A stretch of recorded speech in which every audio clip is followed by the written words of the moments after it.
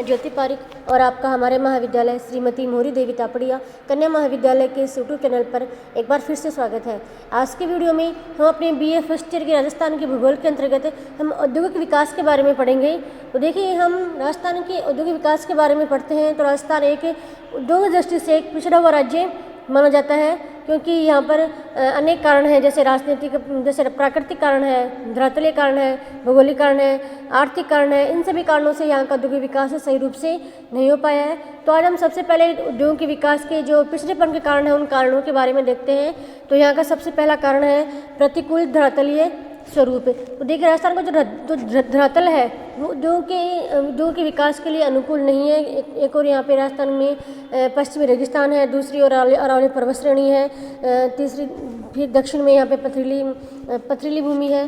तो इसकी वजह से जो राजस्थान का जो धरातल है वो उद्योग के अनुकूल नहीं होने के कारण से यहाँ पर उद्योग का विकास पर्याप्त मात्रा में नहीं हो पाया है। फिर अगला कारण है यहाँ का पानी की कमी। जो उद्योग के विकास के लिए पर्याप्त मात्रा में जल की आवश्यकता होती है और ये राजस्थान में पानी की विशेष रूप से कमी पाई जाती है, क्योंकि यहाँ पर वर्षा भी बहुत कम होती है, नदियों का भी अभाव है। तो इसलिए यहाँ पे पानी की कमी होने के कारण से उद्योग का विकास पर्याप्त मात्रा में नहीं हो पाया है। तीसरा कारण है पिछड़ेपन का ऊर्जा के साधनों की कमी। तो उद्योग के विकास के लिए ऊर्जा के संसाधनों का पर्याप्त मात्रा में होना आवश्यक है और राजस्थान में उद्योग का जो ऊर्जा के साधन है उनकी कमी है। परंपरागत संसाधनों की भी कमी है और जलीय संसाधनों की भी कमी है। तो इस प्रकार से उद्योग की कमी होने के कारण से भी यहाँ पे राजस्थान में उद्योग का विकास है जो पर्याप्त मात्रा में नहीं हो पाया है। अगला कारण है औद्योगिक कच्चे माल की कमी। तो उद्योग की स्थापना के लिए प्रथम जो आदर्श कारक होता है वह है कच्चा माल। अगर और राजस्थान में कच्चे माल की ही कमी है, इसीलिए यहाँ पर पर्याप्त मात्रा में उद्योगों का विकास भी नहीं हो पाता है। राजस्थान में उद्योग का विकास करने के लिए यहाँ से विदेशी जो अन्य राज्य हैं, अन्य राज्यों से आयात करना पड़ता है कच्चे माल को और इसमें बहुत अधिक खर्चा आता है, इसलिए यहाँ पर उद्योग का पर्याप्त मात्रा में विकास नहीं हो पाता है। अगला कारण है पिछड़ेपन का तकनीकी की कमी, तकनीकी का अभाव। तो उद्योगों का पर्याप्त मात्रा में विकास करने के लिए नई नई तकनीक का होना आवश्यक है और राजस्थान में इन सभी जो उद्योगों में जो काम वाली जो तकनीकी है उस नई तकनीकी का यहाँ पर अभाव है, इसलिए यहाँ पर उद्योगों का जो विकास है वो पर्याप्त मात्रा में नहीं हो पाता है। इसके बाद अगला पिछड़ापन का कारण है सीमित पूंजी। तो उद्योगों को विकसित करने के लिए पर्याप्त मात्रा में पूंजी की भी आवश्यकता होती है और राजस्थान में पूंजी की कमी होने के कारण से भी यहाँ पर उद्योगों की स्थापना में कमी आती है और उद्योगों का जो विकास है वो पर्याप्त मात्रा में नहीं हो पाता है। अगला कारण है प्रशिक्षित श्रमिकों की कमी। तो देखिए, उद्योगों को विकसित करने के लिए, उद्योगों में काम करने के लिए कुशल और प्रशिक्षित श्रमिकों की भी आवश्यकता होती है और राजस्थान में इस प्रकार से श्रमिक तो बहुत मिल जाते हैं, लेकिन प्रशिक्षित जो कुशल श्रमिक है उनका अभाव है, इसलिए यहाँ पर उद्योगों का पर्याप्त मात्रा में विकास नहीं हो पाता है। अगला कारण है कच्चे माल की कमी। तो यहाँ पर जो कच्चा माल उद्योगों को विकसित करने के लिए जो कच्चा माल होता है उस कच्चे माल की कमी है और कच्चे माल की कमी होने के कारण से भी यहाँ पर उद्योगों का पर्याप्त मात्रा में विकास नहीं हो पाता है। अगला कारण है परिवहन के साधनों की कमी। तो उद्योगों को विकसित करने के लिए, कच्चे माल को आयातित करने के लिए और तैयार माल को बेचने के लिए परिवहन की भी आवश्यकता होती है और राजस्थान में परिवहन की कमी होने के कारण से भी यहाँ पर उद्योगों का जो विकास है वो पर्याप्त मात्रा में नहीं हो पाता है। तो इन सभी कारणों से हम देखें राजस्थान में उद्योग का जो विकास है वो उद्योग है जो पर्याप्त मात्रा में विकसित नहीं हो पा रहे हैं। तो ये सभी कारण है उद्योग के पिछड़ेपन का, ठीक है। उसके बाद हम राजस्थान में उद्योगों के वर्गीकरण की बात करते हैं। तो राजस्थान के जो उद्योग उनको कितने भागों में बांटा गया है। तो देखिए, राजस्थान के जो उद्योग है उनका हम वर्गीकरण करते हैं। तो 4 प्रकार से हम इनका वर्गीकरण करते हैं। पहला इनका वर्गीकरण है उपयोग आधारित वर्गीकरण, ठीक है। मतलब उपयोग में आने वाले जो सामान है उनका वर्गीकरण किया है पहले में। दूसरा है कच्चे माल आधारित उद्योग, कच्चे माल पर जो उद्योग आधारित है उनका वर्गीकरण है।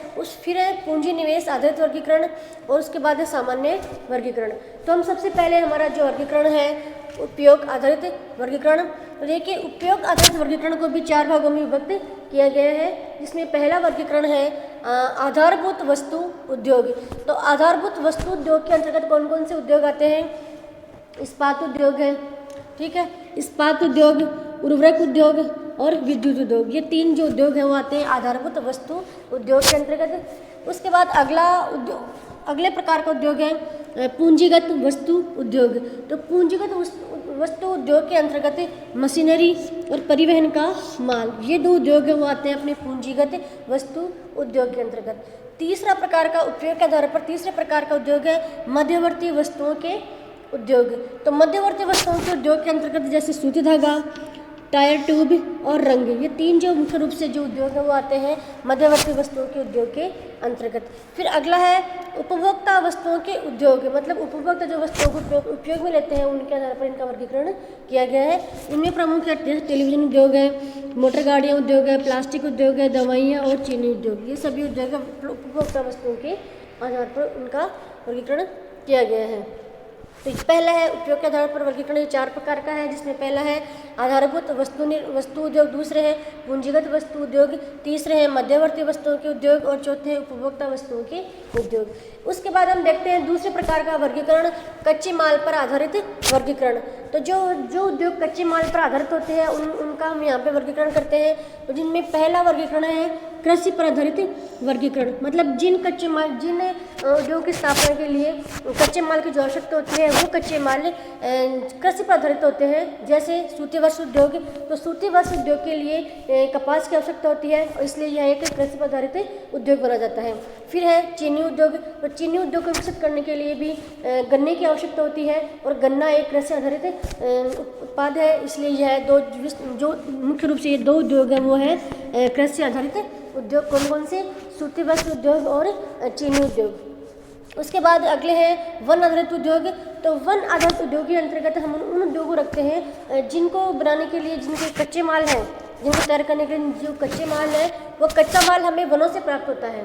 जैसे कागज़ उद्योग, तो कागज़ उद्योग स्थापित करने के लिए जो कागज़ की जो लुगदी बनाने के लिए जो कच्चा माल है वनों से प्राप्त होता है। ठीक है। उसके बाद टिम्बर उद्योग, लकड़ी उद्योग, तो ये हमें वनों से प्राप्त इनका जो कच्चा माल है वो हमें वनों से प्राप्त होता है, इसलिए ये है वन आधारित उद्योग। अगले उद्योग है पशु आधारित उद्योग। तो जिन उद्योगों को स्थापित करने के लिए पशुओं से उत्पाद जो सामग्री होती है उनका उपयोग करते हैं उन्हें हम कहते हैं वन पशु आधारित उद्योग, जिनमें प्रमुख हैं चमड़ा उद्योग, जूते उद्योग और डेयरी उद्योग। तो डेयरी उद्योग विकसित करने के लिए जो भी उत्पाद हमें प्राप्त होता है वो पशुओं से प्राप्त होता है। तो डेयरी उद्योग एक महत्वपूर्ण उद्योग है पशुओं पर आधारित। ठीक है। उसके बाद अगला उद्योग है खनिज आधारित उद्योग।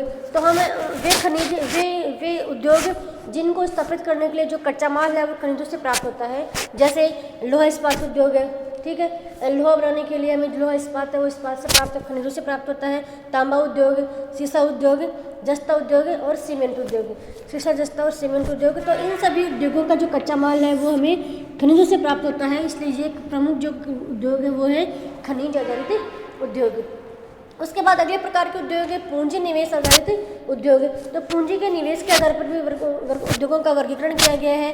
पहले है निजी उद्योग, जिन उद्योगों पर एक व्यक्ति या फिर एक व्यक्ति समूह है, एक विशेष व्यक्ति विशेष या फिर व्यक्तियों के समूह पर इसका अधिकार होता है और उस उद्योग में केवल वे ही पूंजी लगाते हैं। जैसे एक कोई व्यक्ति विशेष है जिसका उद्योग है वह उसमें पूंजी लगाता है, या फिर एक व्यक्तियों का एक बड़ा समूह है का एक उद्योग है और वह समूह ही आपस में मिलकर उस उद्योग में पूंजी लगाते हैं, तो एक वह है उनका एक निजी उद्योग।